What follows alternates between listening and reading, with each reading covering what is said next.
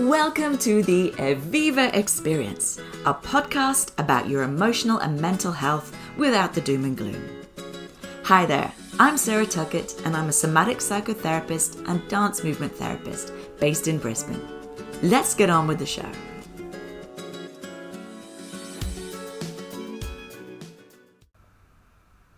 Do you make decisions from your gut instinct or do you prioritize your mind, the shoulds, the ought tos, your rational thoughts? What we're talking about is, do you listen more to your body or your mind? The reason I ask this is because many people ask me, how do I know when I'm operating from my gut versus when I'm acting from fear? And the answer is, we need to understand what nervous system state you're in to understand whether you're making decisions from a place of fear, where you're in a cortisol state, or whether you're in a nice relaxed state. There's a very, very famous polyvagal expert called Deb Danner, and she coined the phrase, story follows state, which means that the story you tell yourself, the thoughts you have, the decisions you make, is based on the state of your nervous system. So in today's podcast, I'm going to explain what you might feel like when you're in different nervous system states. And at the end, I'm going to give you a simple 1-minute meditation exercise. It's like a mindfulness exercise to help you differentiate between your thoughts, sensations in your body, and emotions. Let's talk about the sixth sense, your felt sense. The easiest example I can give you of the felt sense is needing a wee, or feeling nauseous, or feeling hungry, feeling your stomach rumble when you're hungry. Those are examples of what we call interoception, awareness of a sensation inside. How do I know whether I'm in a heightened state or whether I'm in a calm state? It's about that felt sense. So if I'm in a activated state, or on, as some people call it, I might feel jangly, on edge. I might feel the adrenaline coursing through my veins, shaking. I might feel my heart racing, I'm panting, or I've got restricted breathing. Some people report feeling a heaviness in their chest, like someone's sitting on it. A lot of people get nausea or stomach flipping. Any of those sensations, or a combination of them, would be a clue that you're in this heightened nervous system state.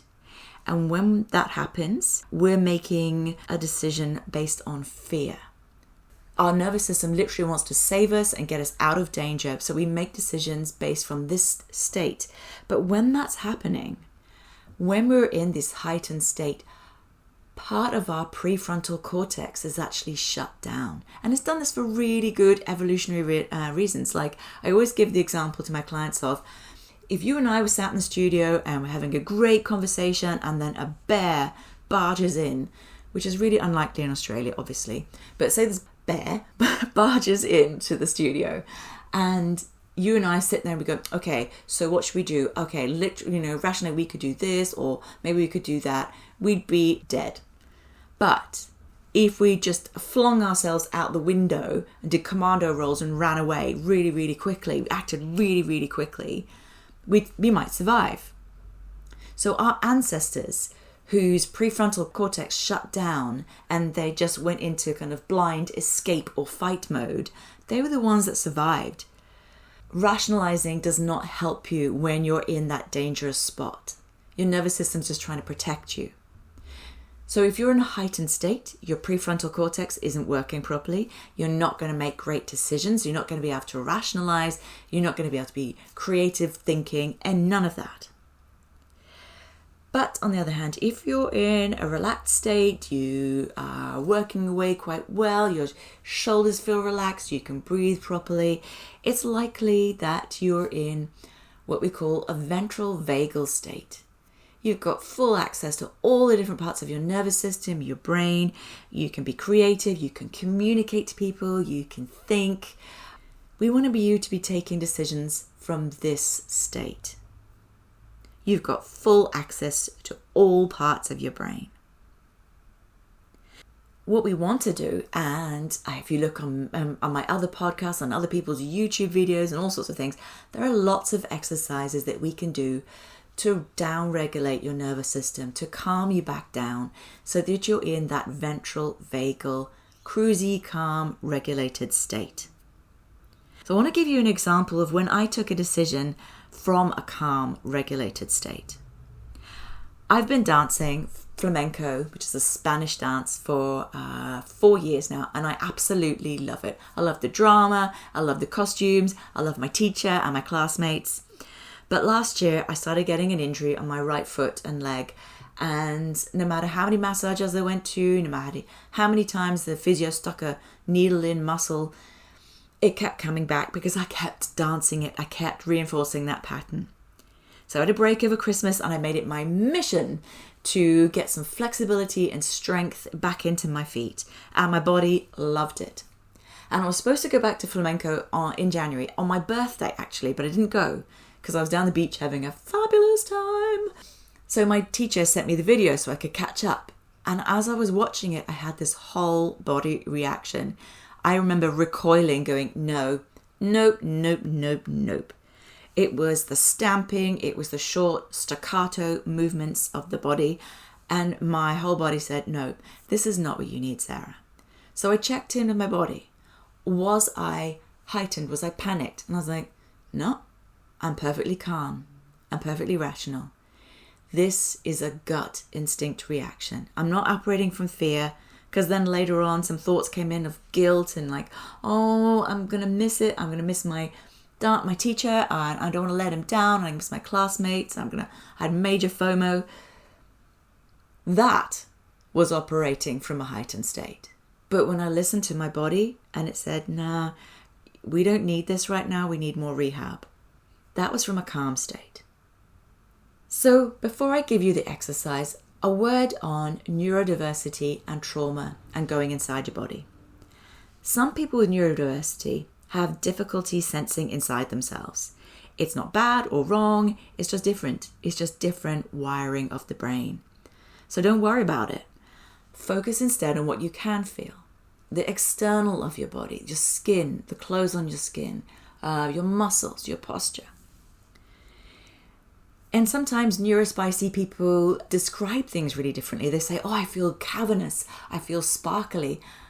And I'll ask them, that sounds positive, is it? And they go, yeah, it's awesome. I'm like, great. Describe it your way. But similarly with trauma, sometimes your body is the site of the trauma. And in that case, it might not feel safe to go inside. So instead, as I said before, just keep to the external of your body, the boundary of your body with the external world. Your skin. What does it feel like where the aircon touches your skin, where the sun, you can feel the sun on your skin, the radiant heat, or perhaps you're wearing a nice comfy jumper, something like that. So here's the mindfulness exercise, and this was taught to me by my first ever therapist. And it's a really simple way to start to build that body-mind connection and become really aware of sensations in your body as different to thoughts and feelings. So I would like you to settle down somewhere nice and comfy. Always seek comfort, people. Always get cushions. Make yourself really, really comfortable. And if you want, set a timer for 1 minute or maybe 3, 5. And what I'm going to invite you to do is speak out loud whatever pops into your mind. Thoughts, feelings or emotions, sensations in your body, or what you're aware of with your senses. So as I sit here and recording this, I'll just briefly do it and tell you an example of what I'm feeling. So aware that I'm slouching forwards to reach the microphone. Sensation of hunger in my kind of rib cage area. Slightly dry throat from talking. Can hear an airplane.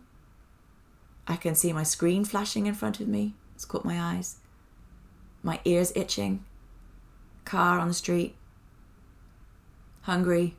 Excited about going to my dance class. That's a thought. And a feeling in my body as well.